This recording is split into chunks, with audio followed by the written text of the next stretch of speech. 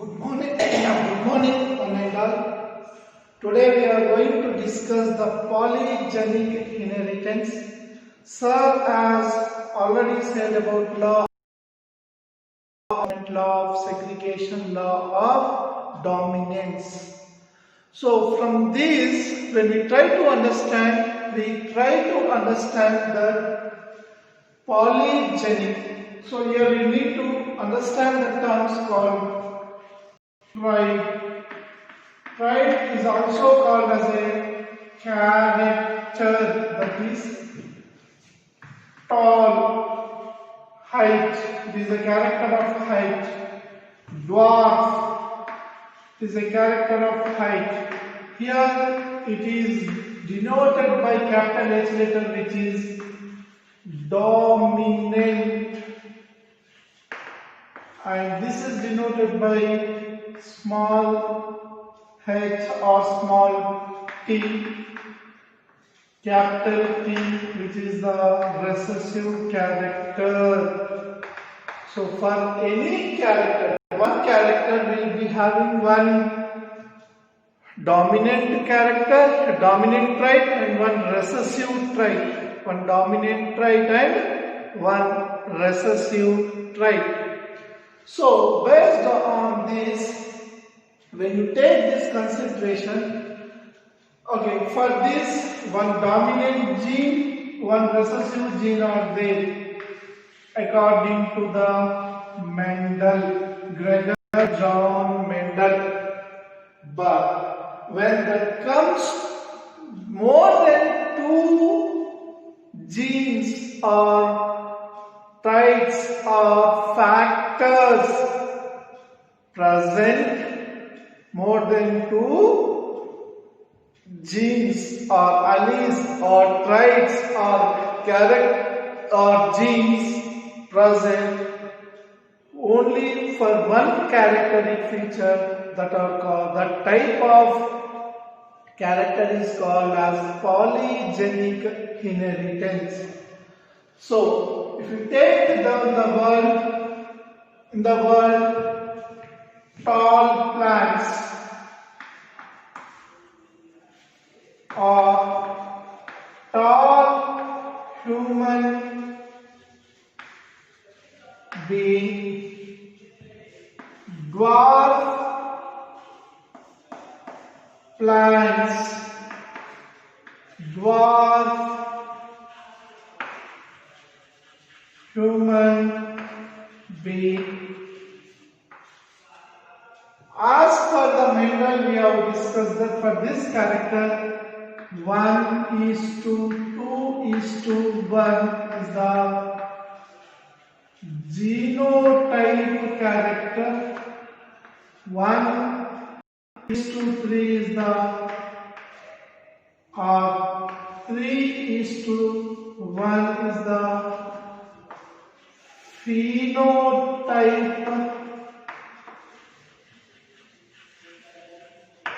phenotype character, where in this one is homozygous, two are heterozygous,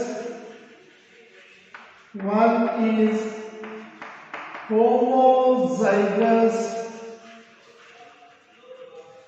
dwarf. So these are the characters you have learned according to the Mendel.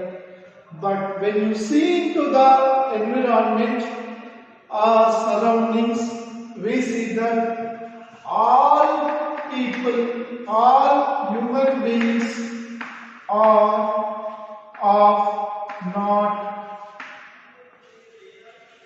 same height. As discussed by the Mendel, they should be either showing any one of these characteristic features, but all human beings are not similar to their parents and not similar in height. So when the character, a particular character is designated or shown by more than two genes or two alleles, there is three sets of genes That type of inheritance is called when a character is controlled by more than three sets of genes. That inheritance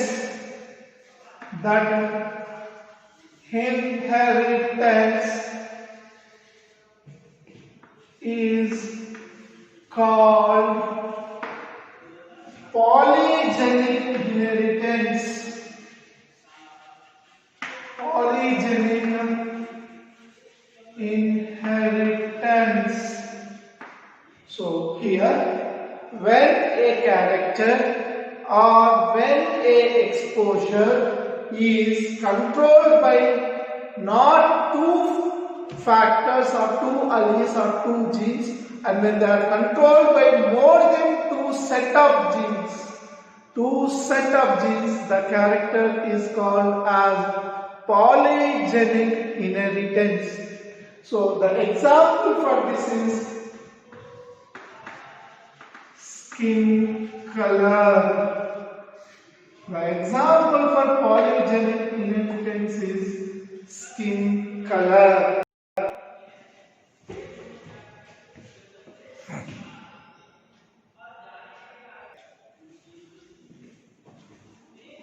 In polygenic inheritance, each character in polygenic inheritance, each gene has its additive effect, means addition effect. Each gene has its additive effect, and in this polygenic inheritance, the example of polygenic inheritance is skin color. Skin color is an example for that here. Assume that A, B, C. These are the three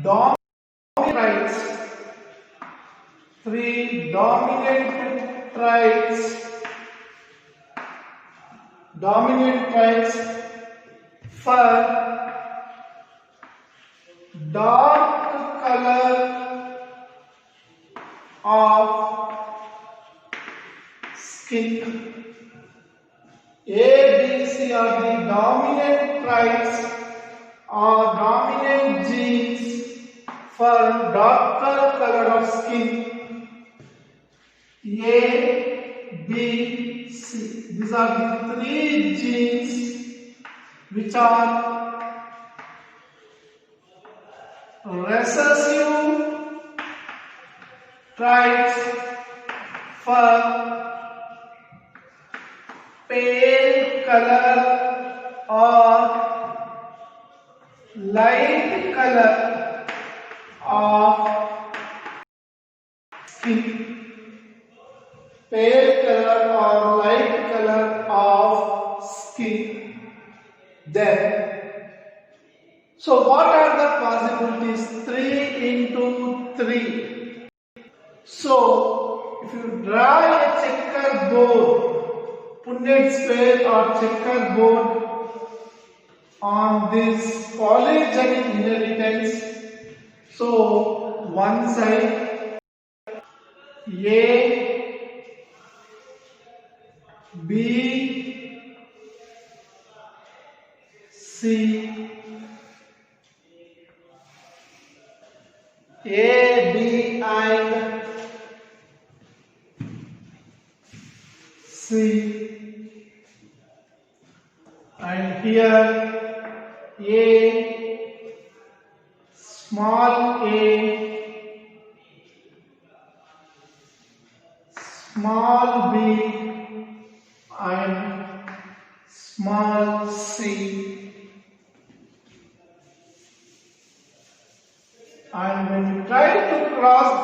characters where the homozygous dominant or heterozygous dominant, the possibility of formation are capital A, capital small a, capital B, small a, capital C, small a, capital A, capital A, capital B, capital B, small b, small b, capital B, capital small b, and capital C, small b, and small c, capital A, small c, small c, capital B, small c, capital C, small c. When you write the combinations, in any one of the combinations, okay, if it is dominant, so the characters shown by these will be almost dominant. They will be almost showing. So here more than one gene is controlling a factor. So most of the generations in this polygenic inheritance, which is the factor where the skin color will be almost dominant, that is darker skin. And when the possibilities of, so when this should not be written like this, actually for your understanding I have written like this.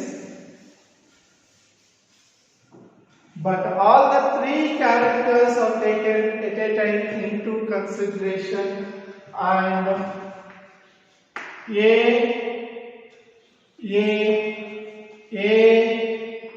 B, A, C,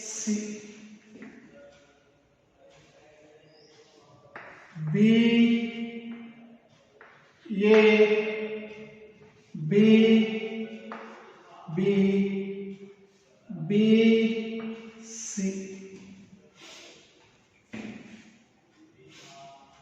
C, capital C, small c, capital C, small b,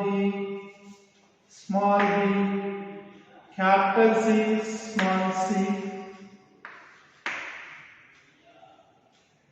Like this, if you go on writing the combination of these three, you will get 24 possibilities. 24 possibilities. And in this, the expression of genes is almost darker skin color, and when both are only recessive, when the both three genes are recessive, when the three genes are recessive, then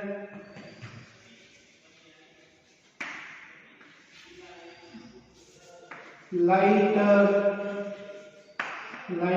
skin, then lighter skin, but most of them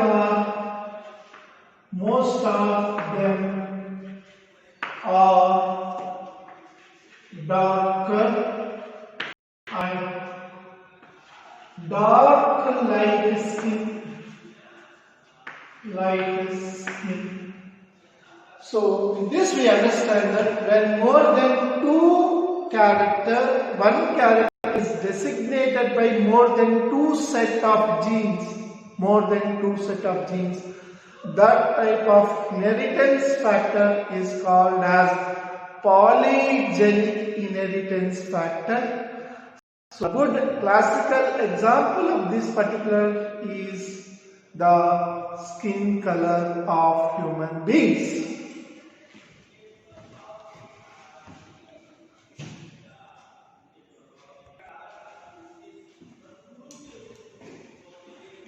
Till now we have discussed up to now, as Mahesh sir has said, and what am I continuing? We are discussing about one gene, two characters where one gene is responsible, one gene is dominant and one gene is recessive, where it is showing certain characters. But in the case of pleiotropy,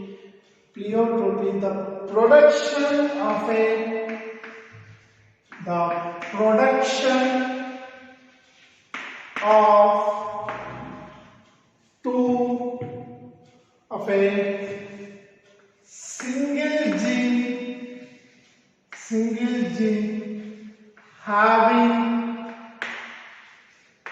two or more unrelated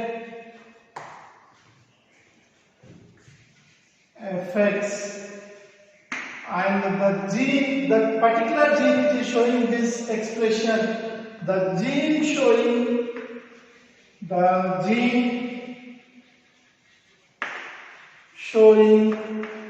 this multiple expression is called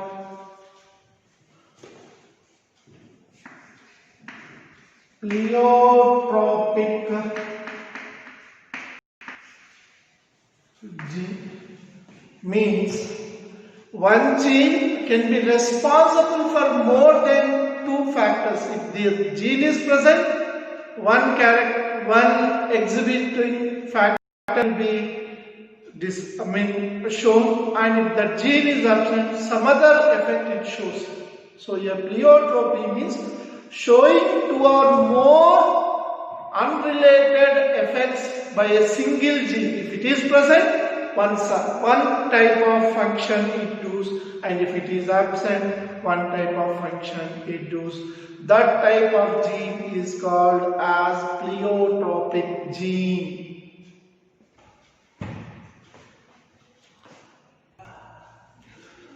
The good example of when one gene is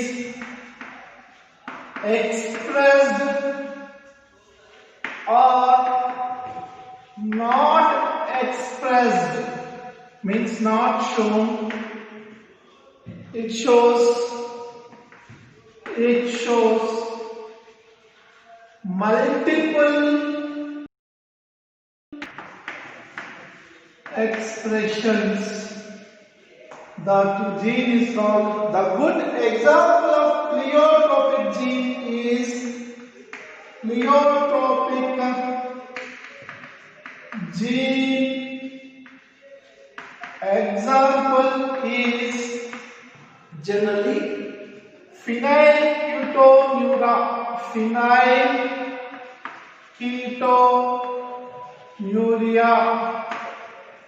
So here, this phenylketonuria expressing gene, this will be expressing that gene.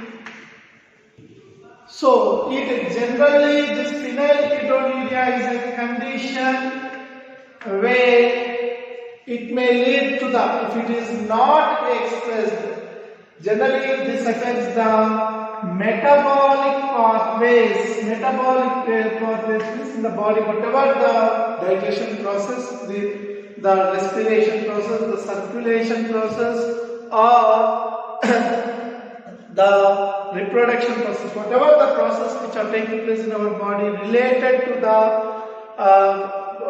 organism survival is called as metabolic pathways.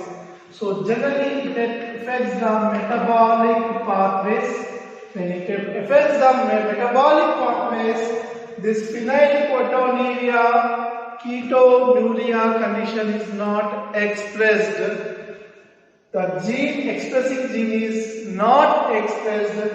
Generally this phenylketonuria is converted to alanine by phenylketonuria is converted to alanine by phenylketohydrogenase. Phenylalanine hydroxylase.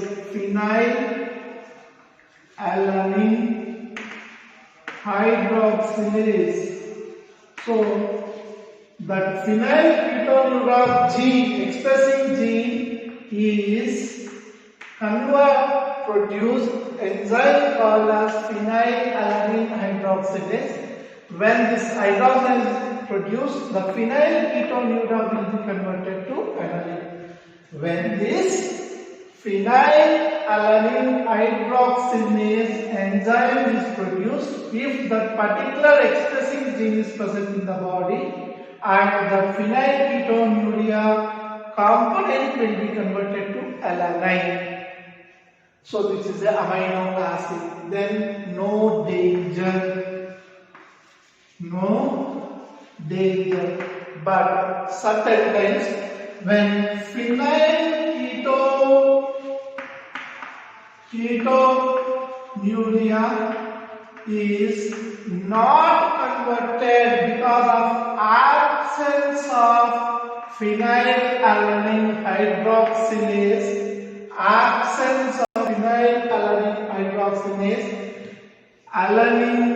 alanine is not converted, then the person will lead to mental retardedness and body pigmentation. As a result of body pigmentation, the person will be suffering from this, where it can be corrected by gene therapy. So phenylketonuria should be converted to phenylalanine in the presence of an enzyme phenylalanine hydroxylase, which is a gene encoded called as phenylketonuria containing gene. If this expressing gene is absent in a person, the phenylketonuria will not be converted into alanine. As a result, the person may have a serious effects on the metabolic pathways, and he can be a mentally retarded person, or body pigmentation is high,